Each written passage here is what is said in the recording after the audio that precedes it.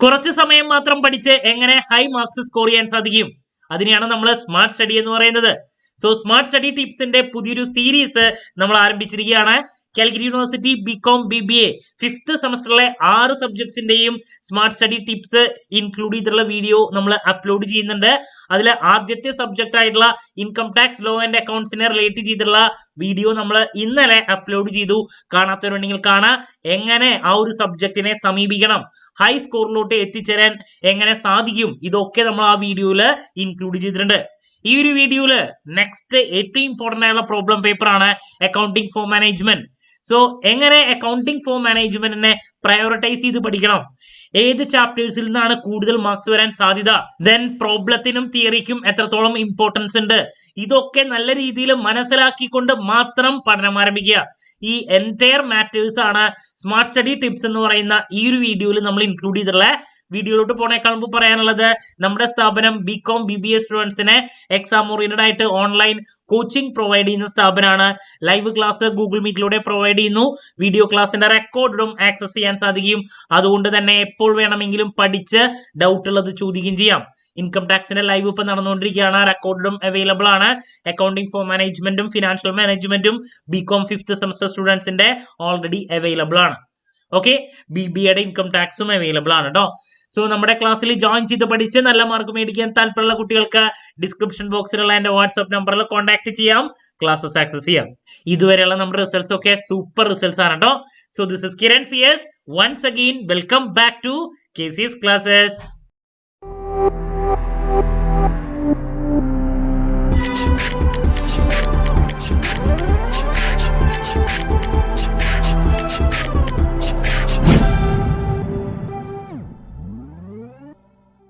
So ഇതാണ് നമ്മുടെ subject accounting for management വരുന്നത്. നമുക്ക് 4th സെമസ്റ്ററിലെ കോസ്റ്റ് അക്കൗണ്ടിങ് ഉണ്ടായിരുന്നു. 5th സെമസ്റ്ററിലോട്ട് വരുന്ന സമയത്ത് അക്കൗണ്ടിങ് ഫോർ മാനേജ്മെന്റ് ആണ് അക്കൗണ്ടിങ്ങിൽ നമുക്ക് പഠിക്കാനുള്ളത്. ആസ് യൂഷ്വൽ 5 മൊഡ്യൂളായിട്ട് ഡിവൈഡ് ചെയ്തിട്ടുണ്ട്. ഏറ്റവും മാർക്സ് സ്കോർ ചെയ്യാൻ സാധിക്കുന്ന, ഹൈ മാർക്സ് സ്കോർ ചെയ്യാൻ സാധിക്കുന്ന ഒരു സബ്ജക്റ്റ് ആണ് അക്കൗണ്ടിങ് ഫോർ മാനേജ്മെന്റ്. ഒന്ന് ശ്രദ്ധിക്കുകയാണെങ്കിൽ, ഞാൻ സ്മാർട്ട് സ്റ്റഡി ടിപ്സിനെ റിലേറ്റ് ചെയ്തിട്ടുള്ള വീഡിയോസിൽ എപ്പോഴും പറയുന്ന ഒരു കാര്യമുണ്ട്. ഒരു കാരണവശാലും ഒരു ബുക്ക് പഠിക്കുമ്പോൾ ആദ്യത്തെ ചാപ്റ്റർ മുതൽ അവസാനത്തെ ചാപ്റ്റർ വരെ ഓർഡറിൽ പഠിച്ച് അവസാനിപ്പിക്കുക എന്നുള്ളതാവരുത് നിങ്ങളുടെ ലക്ഷ്യം. നമുക്ക് ഏറ്റവും കൂടുതൽ മാർക്സ് വരുന്ന ഏരിയാസിന് പ്രിഫറൻസ് കൊടുത്ത് പഠിക്കണം. അത് മാത്രമല്ല, ചിലപ്പോൾ ഏറ്റവും കൂടുതൽ മാർക്ക് വരുന്ന ഏരിയ ഭയങ്കര ടഫ് ആണെങ്കിൽ അതിനെ ആദ്യം തന്നെ അപ്രോച്ച് ചെയ്യരുത്. അതും ബുദ്ധിമുട്ടുണ്ട്.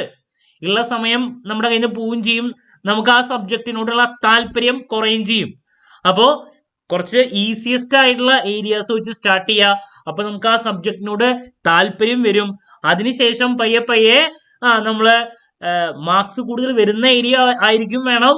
അതുപോലെ തന്നെ കുറച്ച് കമ്പാരിറ്റീവ്ലി എളുപ്പമുള്ള ഏരിയ ആയിരിക്കും വേണം. ആ ഏരിയാസ് പഠിക്കുക. ദെൻ ടഫസ്റ്റ് ആയിട്ടുള്ള ഏരിയാസിലോട്ട് കിടക്കുക. അപ്പൊ അങ്ങനെ ഒരു പ്രയോറിറ്റൈസേഷൻ കൂടിയേ തീരൂ. അപ്പോൾ ഇതാണ് മെയിൻ ആയിട്ട് നമ്മൾ ഈ ഒരു വീഡിയോയിൽ ആദ്യം പറയുന്നത്. അപ്പോൾ നമ്മളതിനെ പാരറ്റോ അനാലിസിസ് എന്ന് പറയും അല്ലേ. ഞാൻ എപ്പോഴും പറയുന്നതാണ്, നമ്മുടെ ടോട്ടൽ 100% മാർക്ക് ആണ് എങ്കിൽ ഈ 100% മാർക്ക് എന്ന് പറയുമ്പോൾ അതില് 80% മാർക്ക്, 20% മാർക്ക്, ഇങ്ങനെ ഇടാണെങ്കിൽ 80% മാർക്ക് വരുന്നത് ചിലപ്പോ ഒരു 20% ഏരിയയിൽ നിന്നായിരിക്കും. 20% മാർക്ക് വരുന്നത് ബാക്കി 80% ഏരിയയിൽ നിന്നായിരിക്കും. മിക്ക എക്സാമിനും അങ്ങനെയാണ്. അപ്പോൾ ശരിക്കും പറയുകയാണെങ്കിൽ ഒരു 20% ഏരിയ മാത്രം പഠിച്ചു കഴിഞ്ഞാൽ ആ ഏരിയ നമുക്ക് അറിയാമെങ്കിൽ അതിൽ നിന്നായിരിക്കും 80% മാർക്ക് വരാം. 20% ബാലൻസ് മാർക്ക് വരുന്നത് 80% ഏരിയയിലാണ്. നിങ്ങൾ ഫോക്കസ് ചെയ്തിട്ടുള്ള ഈ 80% ഏരിയ ആണെങ്കിൽ എക്സാമിന് പോകുമ്പോൾ നിങ്ങൾക്ക് ആ കൂടിയിട്ട് മാക്സിമം എത്ര മാർക്ക് കിട്ടുള്ളൂ? 20% മാർക്സ് കിട്ടുള്ളൂ. അപ്പോൾ സ്മാർട്ട് ആയിട്ടുള്ള അപ്രോച്ച് എന്താ? കുറച്ച് ഈ ഏരിയയിലോട്ട് കൂടുതൽ ഫോക്കസ് ചെയ്ത് 80% മാർക്ക് മേടിക്കുക എന്നുള്ളതാണ്.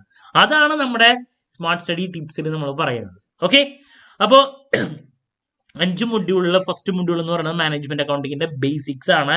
തിയറി മാത്രമാണ് ഇതിൽ മെയിൻ ആയിട്ട് വരുന്നത്. സെക്കൻഡ് മൊഡ്യൂൾ എന്ന് പറയുന്നത് analysis and interpretation of financial statements എന്ന് പറഞ്ഞുള്ള മൊഡ്യൂളാണ്. അതിൽ കുറച്ച് സിമ്പിൾ ആയിട്ടുള്ള പ്രോബ്ലംസ് ഒക്കെയാണ് നമുക്ക് ഇതിൽ കാണാൻ സാധിക്കുക. കോമൺ സൈസ് ബാലൻസ് ഷീറ്റിന്റെ preparation, comparative balance sheet, trend analysis, ഇതൊക്കെ കാണാം, പ്രോബ്ലംസ്, പിന്നെ കുറച്ച് തിയറി, പിന്നെ അതിന്റെ കണ്ടിന്യൂഷൻ ആയിട്ട് റേഷ്യോ അനാലിസിസ്, ദെൻ ഏറ്റവും ഇമ്പോർട്ടൻ്റ് ആയിട്ടുള്ള fund flow, cash flow, then managerial decision making. ഇതാണ് with the help of CVP analysis. ഇതാണ് 5 മൊഡ്യൂൾസ് വരുന്നത്. 40% തിയറി, 60% പ്രോബ്ലം. അപ്പൊ ഇതെങ്ങനെ അപ്രോച്ച് ചെയ്യണം ഈ ഒരു സബ്ജക്റ്റിന്? ഫസ്റ്റ് ചാപ്റ്റർ എന്ന് പറയുന്നത് ബേസിക്സ് ആണ്. മാനേജ്മെന്റ് അക്കൗണ്ടിങ്ങിനെ പറ്റിയിട്ടുള്ള ബേസിക് തിയറി ആണ് നമുക്ക് കാണാൻ സാധിക്കുക. അപ്പോൾ എന്താണ് ഈ സബ്ജക്റ്റ് എന്നുള്ളത് അറിയാൻ വേണ്ടിയിട്ട് മാനേജ്മെന്റ് അക്കൗണ്ടിങ് എന്താണ്, അതിന്റെ ഫീച്ചേഴ്സ്, അതിന്റെ scope, difference between management accounting and cost accounting, management accounting and financial accounting, ഇങ്ങനത്തെ ചോദ്യങ്ങൾ 5 മാർക്കിന്റെ വരാറുള്ളതാണ്. ഫീച്ചേഴ്സ് ഒക്കെ 2 മാർക്കിന്റെ വരാറുള്ളതാണ്. മാനേജ്മെന്റ് അക്കൗണ്ടിങ് എന്താന്നുള്ളത് 2 മാർക്കിന്റെ വരാറുള്ളതാണ്. അപ്പൊ ഇത് പഠിക്കാൻ അധികം സമയം വേണ്ട. ഒരു അരമണിക്കൂർ 3/4 മണിക്കൂർ ഉണ്ടെങ്കിൽ നമുക്ക് മാനേജ്മെന്റ് അക്കൗണ്ടിങ്ങിന്റെ ഫസ്റ്റ് ചാപ്റ്റർ പഠിച്ച് അവസാനിപ്പിക്കാൻ സാധിക്കും. അതിൽ നിന്ന് തന്നെ നമുക്ക് കുറച്ച് ഒരു 9 മുതൽ 11 മാർക്ക് വരെ കിട്ടുന്ന ഒരു ചാപ്റ്ററാ. അപ്പോ നിങ്ങൾ ആദ്യം മാനേജ്മെന്റ് അക്കൗണ്ടിങ് എന്താണെന്നൊക്കെ മനസ്സിലാക്കാൻ വേണ്ടിയിട്ട് ഈ ഒരു മൊഡ്യൂൾ തന്നെ വെച്ചിട്ട് സ്റ്റാർട്ട് ചെയ്യാം. ഓക്കെ, അതിനുശേഷം നെക്സ്റ്റ് നിങ്ങൾ നിർബന്ധമായും പഠിക്കേണ്ടത് ലാസ്റ്റ് മൊഡ്യൂൾ ആയിരിക്കണം. Managerial decision making with the help of CVP analysis, marginal costing എന്ന് പറയുന്ന ദി മോസ്റ്റ് ഇമ്പോർട്ടന്റ് ചാപ്റ്റർ. ഈ ഒരു ചാപ്റ്ററിന്റെ പ്രത്യേകത നിറച്ച് ഇക്വേഷൻസ് ആണ്. അതിന്റെ മറ്റൊരു പ്രത്യേകത എന്ന് പറയുന്നത് വളരെ എളുപ്പമാണ്. ഒന്ന് മനസ്സിലാക്കി കഴിഞ്ഞാൽ ഹൈ മാർക്സ് നമുക്ക് നേടിത്തരുന്നൊരു മൊഡ്യൂളാണ് മാർജിനൽ കോസ്റ്റിംഗ്. മാർജിനൽ കോസ്റ്റിംഗിലെ 3 പാർട്ടിലും ചോദ്യങ്ങൾ വരും. 2 മാർക്കിന്റെ ചിലപ്പോൾ 3 മുതൽ 4 വരെ ചോദ്യങ്ങള്, ദെൻ 5 മാർക്കിന്റെ ചിലപ്പോൾ 2 ചോദ്യങ്ങൾ, മിനിമം ഒരെണ്ണം എന്തായാലും ഉണ്ടായിരിക്കും. essay compulsory ആയിട്ടുണ്ടായിരിക്കും. ബുദ്ധിമുട്ടായിട്ടുള്ള അങ്ങനെയുള്ള ഏരിയാസിൽ നിന്നുള്ള ചോദ്യങ്ങൾ കമ്പാരിറ്റീവ്ലി ഇതിൽ നിന്ന് കുറവാണ്. നമുക്ക് സപ്പോർട്ടീവ് ആയിട്ടുള്ള ചോദ്യങ്ങളാണ് കൂടുതൽ വരാറ്, ആ ഇക്വേഷൻസ് ഒക്കെ വെച്ചിട്ടുള്ളത്. അപ്പോ ഡിഗ്രി സ്റ്റുഡൻസിന് ഏറ്റവും സപ്പോർട്ട് നൽകുന്ന ഒരു മൊഡ്യൂൾ എന്ന് പറയുന്നത് മൊഡ്യൂൾ നമ്പർ 5 ആണ്. നിങ്ങൾ ശരിക്കും പറഞ്ഞാൽ മൊഡ്യൂൾ നമ്പർ 5ഉം ഫസ്റ്റ് ചാപ്റ്ററിന്റെ തിയറി മാത്രം പഠിച്ചാൽ ചിലപ്പോൾ പാസ്സാവും. മനസ്സിലാവുണ്ടോ? അങ്ങനത്തെ ഒരു മൊഡ്യൂളാണിത് മാർജിനൽ കോസ്റ്റിംഗ്. essay ഉണ്ടായിരിക്കും 10 മാർക്ക്. 2 മാർക്കിന്റെ ഒരു 4 വന്നാൽ എന്തായി? 10ഉം 14ആയി, 10ഉം 18 മാർക്കായി. 5 മാർക്കിന്റെ ഒരു 2 വന്നിട്ടുണ്ടെങ്കിൽ അവിടെ നോക്കിയേ 25നും 30 മാർക്കിന്റെ ഇടയിൽ വരെ ചോദ്യങ്ങൾ നമുക്ക് ഇതിൽ നിന്ന് പ്രതീക്ഷിക്കാം. ഫസ്റ്റ് ചാപ്റ്ററും കൂടി കവർ ചെയ്തിട്ടുണ്ടെങ്കിൽ അപ്പൊ തന്നെ പാസ് മാർക്കിന്റെ അടുത്ത് അവിടെ എത്തി എന്നുള്ളതാണ്. അപ്പൊ അതുകൊണ്ട് നിങ്ങൾ ആദ്യത്തെ ചാപ്റ്റർ പഠിച്ച് നേരെ ഇതിലോട്ട് പോയി കഴിഞ്ഞിട്ടുണ്ടെങ്കിൽ ഒരു ഗുണം, മാർജിനൽ കോസ്റ്റിംഗ് പഠിക്കാൻ വളരെ ഇൻട്രസ്റ്റിംഗ് ആണ്. നിങ്ങൾക്ക് ഈ സബ്ജക്റ്റിനോടുള്ള താല്പര്യം കൂടും. മനസ്സിലാവുണ്ടോ? അതല്ലാണ്ട് നിങ്ങൾ നേരെ പോയിട്ട് മാനേജ്മെന്റ് അക്കൗണ്ടിങ് കഴിഞ്ഞിട്ട് ആ ഓർഡറിൽ പഠിച്ചാലും നിങ്ങൾ കുറച്ച് കഴിയുമ്പോൾ വെറുത്തു പോവും. കാരണം ഓർഡറിൽ പഠിക്കുമ്പോൾ നിങ്ങൾക്ക് സെക്കൻഡ് ചാപ്റ്ററിൽ analysis and interpretation of financial statements ഉണ്ട്. അത് ഓക്കെയാണ്, നോ പ്രോബ്ലം. ബട്ട് അത് കഴിഞ്ഞിട്ട് നിങ്ങൾ 3ാമത്തെ മൊഡ്യൂള് റേഷ്യോ അനാലിസിസിലോട്ടൊക്കെയാണ് കയറിപ്പോണെങ്കിൽ നിങ്ങൾ കുറച്ച് കഴിയുമ്പോഴേക്കും വെറുത്തു പോവും ഈ സബ്ജക്ട്. കാരണം ഒരുപാട് റേഷ്യോസ് ഉണ്ട്. കുട്ടികൾക്ക് സ്റ്റാർട്ടിങ്ങിൽ തന്നെ ഇത് എടുത്തു കൊടുക്കുമ്പോൾ ഒന്നും ഓർമ്മയില്ല. കുറെ പഠിച്ച് അതിൽ നിന്ന് വരുന്ന മാർക്സ് എന്ന് പറയുന്നത് ചോദ്യങ്ങൾ കമ്പാരിറ്റീവ്ലി കുറവാണ്. വേറെ അപ്പുറത്തെ ഓപ്ഷൻസ് ഉണ്ട്. നമുക്ക് 4 essay വരുന്നുണ്ട്, നമുക്ക് വേറെ ചാപ്റ്റേഴ്സ് ഇല്ലേ? അവിടെ ഓപ്ഷൻസ് വേറെ ഉള്ളപ്പോൾ നമ്മൾ വെറുതെ മെനക്കേട് പിടിക്കേണ്ട ആവശ്യമുണ്ടോ? റേഷ്യോ അനാലിസിസ് തന്നെ നമുക്ക് എന്താ മെയിൻ ആയിട്ട് വരുന്ന ഏരിയാസിലോട്ട് കുറച്ച് കൂടുതൽ ഫോക്കസ് ചെയ്തിട്ട് ക്വിക്ക് ആയിട്ടുള്ള മാർക്സ് അതിൽ നിന്ന് അടിച്ചെടുത്തൂടെ? അപ്പൊ എക്സാം ഓറിയന്റഡ് ആയിട്ട് പറയുമ്പോൾ ഒരു കാരണവശാലും മോഡലിൽ പഠിച്ചു പോരുത്. അത് മാത്രമല്ല, അല്ലെങ്കിൽ നിങ്ങൾ നേരെ ഫണ്ട് ഫ്ലോയിലേക്ക് പോയി കുറച്ച് ടഫായിട്ടുള്ളൊരു ഏരിയ, അവിടെയും തലക്ക് എന്ത് വരും? ഭ്രാന്ത് വരും. അപ്പോ നേരെ മറിച്ച് essay കമ്പൽസറി ആണ്, പഠിക്കും വേണം. അപ്പൊ നിങ്ങൾ എന്ത് ചെയ്യണം? മാനേജ്മെന്റ് അക്കൗണ്ടിങ് എന്താണെന്നുള്ളത് മനസ്സിലാക്കിയതിന് ശേഷം നേരെ മാർജിനൽ കോസ്റ്റിംഗ് പോവാ. മാർജിനൽ കോസ്റ്റിംഗ് സൂപ്പറായിട്ട് പഠിക്കുക. അതില് ഈ പറയണ അതിന്റെ ഡിസിഷൻ മേക്കിംഗ് തിയറി ഉണ്ട്. അതൊക്കെ ലാസ്റ്റ് നോക്കിയാലും മതി. അതൊക്കെ വല്ലപ്പോഴാണ് വരാറ് കേട്ടോ. മേക്ക് ഓർ ബൈ ഡിസിഷൻ, അങ്ങനത്തെ തിയറി കാര്യങ്ങളൊക്കെ മെയിനായിട്ട് ആ ഇക്വേഷൻസ് വെച്ചിട്ടുള്ള കളികളാണ് കൂടുതൽ വരാ, ടേമുകൾ. സോ അതാണ് 2ാമത് പഠിക്കേണ്ടത്. ഇതിന് ശേഷം നിങ്ങൾ നിർബന്ധമായും fund flow and cash flow അനാലിസിസിലോട്ടാണ് പോകേണ്ടത്. അതില് ഫണ്ട് ഫ്ലോ ആണ് മെയിൻ സംഭവം. ഫണ്ട് ഫ്ലോയിൽ നിന്നാണ് ചോദ്യങ്ങൾ essayക്ക് വരാറ്. ഫണ്ട് ഫ്ലോ പഠിച്ചാൽ ക്യാഷ് ഫ്ലോ പിന്നെ ഒന്നുമില്ല, ഈസിയാ. അപ്പോൾ fund flow essay compulsory 2 marks ചോദ്യങ്ങൾ വരും. 5 മാർക്സും നമുക്ക് പ്രതീക്ഷിക്കാം. അപ്പോൾ ഇത് കഴിഞ്ഞാൽ നെക്സ്റ്റ് അപ്പോൾ കുറച്ച് ടഫ് ആയിട്ടുള്ള ഏരിയയിലോട്ട് പോയി. അപ്പോഴേക്കും നമുക്ക് ഈ സബ്ജക്റ്റിനോട് കുറച്ച് താല്പര്യം വന്നു. അപ്പോൾ നെക്സ്റ്റ് ഫണ്ട് ഫ്ലോ പഠിക്കുക. ഫണ്ട് ഫ്ലോ കഴിഞ്ഞതിന് ശേഷം ക്യാഷ് ഫ്ലോ പിന്നെ ഈസി ആയിരിക്കും. ക്യാഷ് ഫ്ലോയിൽ കൂടുതൽ 5 മാർക്കിന്റെ ഒരു പ്രോബ്ലം, അത് ഓപ്പറേറ്റിംഗ് ആക്ടിവിറ്റീസിന്റെ ഒരു പ്രോബ്ലം ആണ് കണ്ടുവരാറ് ക്യാഷ് ഫ്ലോന്ന്. അതല്ലാണ്ട് വരുന്നത് വളരെ കുറവാണ്. ഇൻഡയറക്ട് മെത്തേഡിലത്തെ പ്രോബ്ലംസ് ആണ് വരുന്നുണ്ടെങ്കിൽ വരാറ് കൂടുതൽ. അപ്പൊ നെക്സ്റ്റ് നിങ്ങളുടെ ഫോക്കസ് പോകേണ്ടത് അതാണ്. അപ്പൊ ഫണ്ട് ഫ്ലോ ആൻഡ് ക്യാഷ് ഫ്ലോയിൽ ഫണ്ട് ഫ്ലോക്ക് കൂടുതൽ ഇമ്പോർട്ടൻസ് കൊടുത്ത് പഠിക്കുക. ദെൻ അതിനുശേഷം നിങ്ങൾക്ക് analysis and interpretation of financial statements ഉണ്ട്. അതില് comparative balance sheet, common size, trend 3 ഉണ്ട്. ഇതിലെ കമ്പാരിറ്റീവും കോമൺ സൈസ് ഇതിൽ ഏതെങ്കിലും ഒരെണ്ണമാണ് കൂടുതൽ 5 മാർക്കിന്റെ ഒരു പ്രോബ്ലം ആയിട്ട് കണ്ടുവരാറ്. അങ്ങനെയാണ് വരാറ്. പിന്നെ അതിന്റെ ബേസിക് തിയറീസ്. അപ്പോൾ അത് കുറച്ചും കൂടി എളുപ്പമുള്ള ഒരു ചാപ്റ്ററാണ്.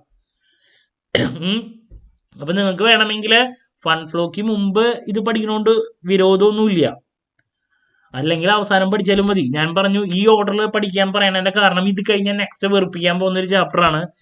ഞാൻ പറഞ്ഞു മാത്രം ആരും അതിനങ്ങനെ കാണണ്ട. റേഷ്യോ അനാലിസിസ് ഞാൻ പറഞ്ഞു. റേഷ്യോ അനാലിസിസ് ചാപ്റ്ററിന്റെ പ്രത്യേകത കുറേ ഉണ്ട്, ഒരുപാട് റേഷ്യോസ്, ഒരെണ്ണം ഓർമ്മയുണ്ടാവില്ല കുട്ടികൾക്ക്.